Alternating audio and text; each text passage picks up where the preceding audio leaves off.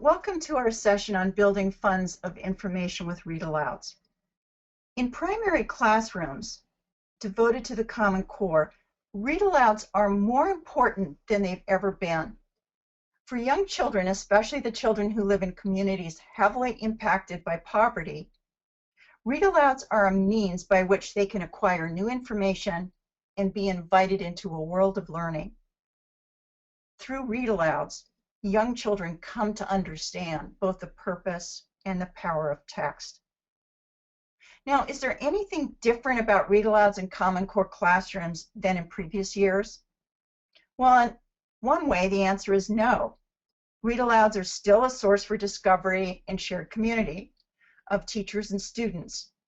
But in another way, there is something different. The Common Core asks us to be thinking about what our students are learning.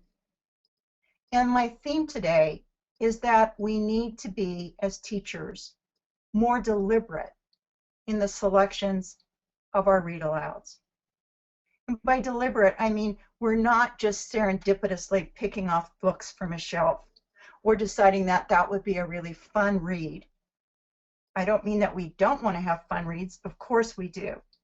But we want to be thinking about how the books we're reading fit into funds of information, funds of knowledge, how things connect with each other.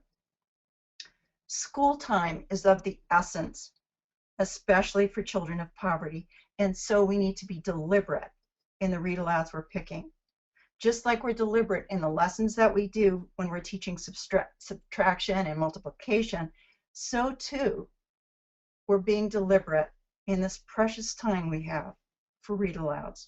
There's so many books and so little time. We need to make really good choices about it. Now, I really want to emphasize that this doesn't take away from the joy and enthrallment and excitement of reading aloud. In fact, I'm going to argue that when we as teachers are deliberate in how we're picking our Read-Alouds, children actually can value that time more because they know that Read-Alouds are a time when we're really doing something special.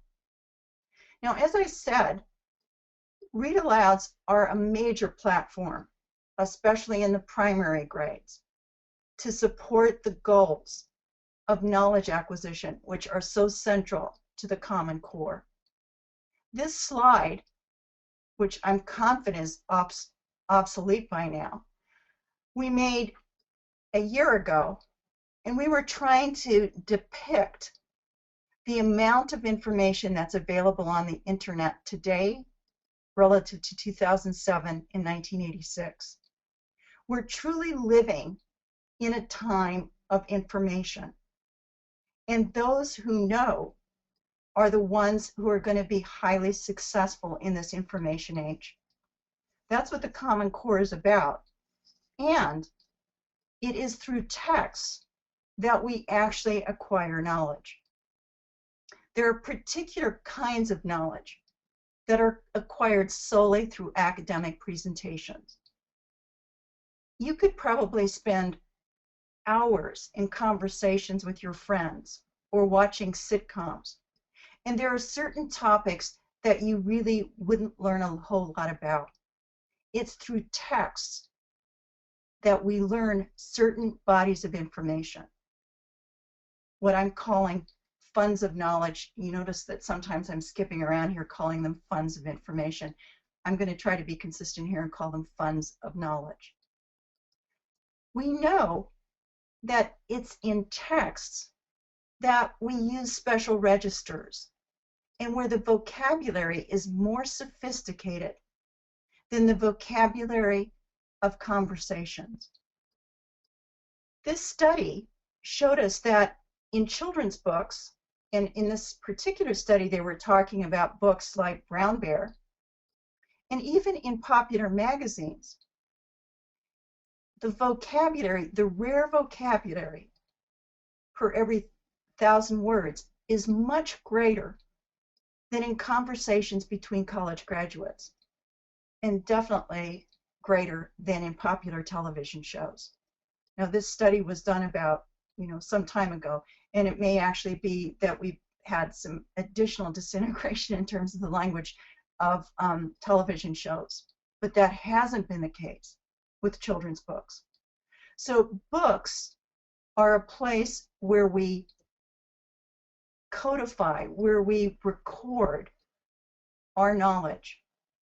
And that's why inviting kids into reading, getting them to be good at reading, and also giving them the opportunity to hear really important information from texts that they might not otherwise access themselves is very, very critical.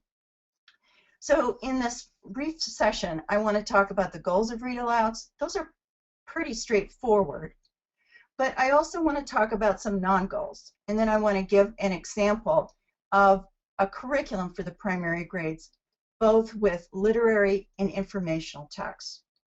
And finally, I want to talk about how we can use Read-Alouds as the foundation for what I'm calling funds of knowledge initiatives. In terms of the goals of Read-Alouds, I think this is pretty straightforward. We want to pick texts that have memorable language and also compelling content. So for narratives, that means the dilemmas and choices of human experiences. In information texts, really important ideas from content areas. And one of the things that we're stressing here today is we want books to be interrelated. Not just informational text. Most of my examples actually are of informational text. We mix up informational and narrative text. But we want to be thinking about what it is that our students are learning with the text that we're reading to them. And the last point really needs to be underscored. We want to focus on books that students otherwise might not know about or might not be able to read on their own. Okay, so it's not, and this is the non-goal that we really want to emphasize, we have used in many American classrooms a scaffold of teachers reading aloud texts that are intended for students to be reading on their own. So I'm giving you the example here of a core reading program for 3rd grade where there is so much teacher reading aloud for instructional texts. They're texts that students have on their desk. They're texts that the publishers designed for kids to be learning to read with, and yet it's the teacher who's doing the reading. We don't want teachers to be doing the reading that students should be doing. In other words, we're not outsourcing kids reading to teachers. When teachers read aloud, the texts are of a unique type. They're texts that children otherwise might not read on their own. So what does this Read-Aloud curriculum look like? Well, one of the things that we want to do is ensure that there are particular kinds of texts, both the classics and also high-quality texts that are coming out, and we've got so much great children's literature at this point. We want to read aloud poetry, fables, and I'm not trying to make the distinction here that this doesn't connect with content knowledge in terms of social studies and science. But part of our read aloud is we want to ensure that our children have a wide range of different types of text as part of the event. One of the things that we're not as clear about with narrative text as we are with informational text is exactly what some of those themes are that we're communicating with narrative text. And narrative text is really the place where human beings tell their stories. They also tell their stories of times gone by. So if you think of Jane Austen, that's a story of something that happened, people's experiences a long time ago. These contemporary books that I'm showing here are telling us about how we build communities. So one of the things I'm underscoring today is a type of read aloud event where we're helping students see these connections across books, where we're reading different kinds of books, where we're learning about communities. I'm not suggesting necessarily that this knowledge map be something we share with students, although it could be. And as they read books on their own that are relevant, they might add to these maps. So there's content that underlies story that's very important in understanding who we are and the human dilemma and challenges. When it comes to this informational text, when it comes to trade books that deal with history, math, science, geography, and art and music, typically the underlying structures are much more obvious to us. We have content area specialists who have done content maps that really give us some ideas. In today's session, I want to focus on some areas that we typically don't attend to. So reading books about history, for example, about the Civil War or about the Revolutionary War, stories from that, or science books, for example, books about different species. The information underlying that is a little bit more obvious. But we also want to invite students into areas they might otherwise not be reading about. Remember, I'm saying that's a really core aspect of Read-Alouds. So here we have some books about orchestras. One of them's a narrative. Moses Goes to a Concert, and it's a wonderful narrative because it tells you what a concert, an orchestra concert, is like from the perspective of someone who's hearing impaired. But all these books tell us about the orchestra, and this is a body of knowledge, even though in every community there's music. For some kids, understanding what the orchestra is, the instruments in the orchestra, is something that isn't going to be as obvious. And yet it's something that we draw on in lots and lots of books that we read. There are metaphors about orchestras. There are references to different sounds that musical instruments in the orchestra make. So this is an example of the books we might read one week. And then another week, as we're talking about music, we might talk about the ways in which people get proficiency at different instruments. And there are also some instruments that, in fact, are great for solos or that are used in bands. And here again, not necessarily suggesting that this is a map that we're sharing with children, although there might be a really important place for it. While we're reading these absolutely wonderfully memorable books that tell stories like about Louis Armstrong, we're also developing some knowledge about how you develop skill with instruments and also the contribution that music makes to a community. The other example that I want to show is another area that often we wouldn't think about for Read-Alouds, and that's mathematics.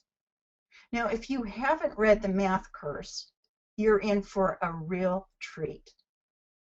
But in this first week of Read-Alouds about mathematics, I'm picking books about problem solving.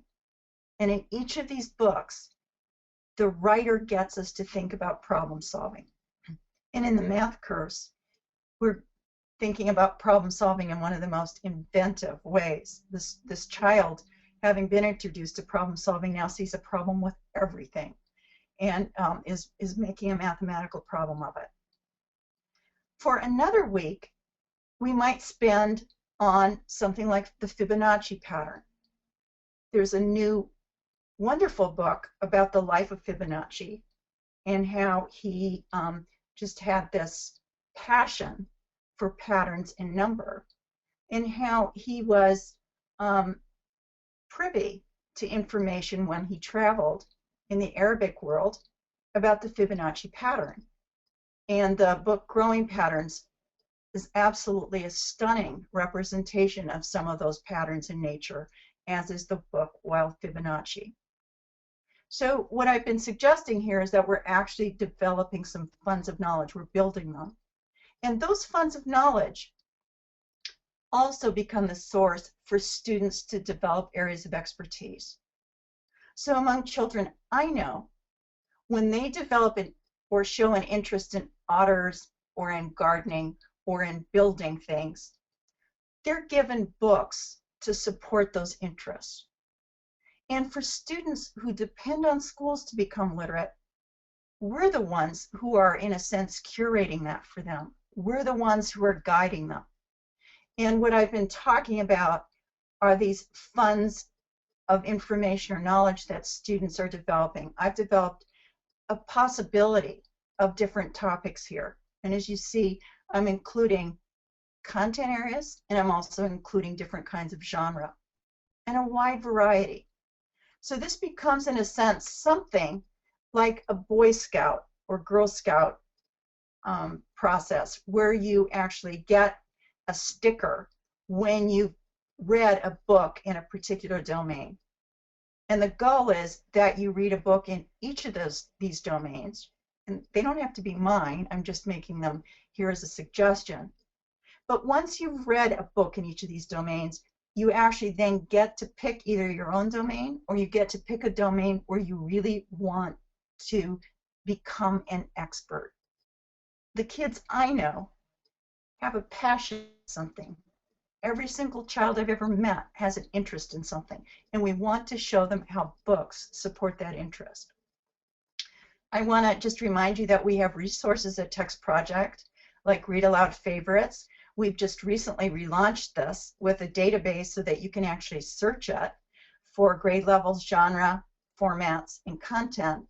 And we're excited about this added feature of Read-Aloud Favorites, and hope that you'll use it and also recommend some of your favorites to us. And then finally, I do want to point out, especially as we get close to summer, that we have books for free download at Text Project, like Summer Reads, and we also have lots of ideas and materials that you can use for professional development, including webinars like this one, which you can find on YouTube. So thank you very much. Questions or inquiries, please direct them to us here at Text Project. And happy reading as students develop funds of knowledge.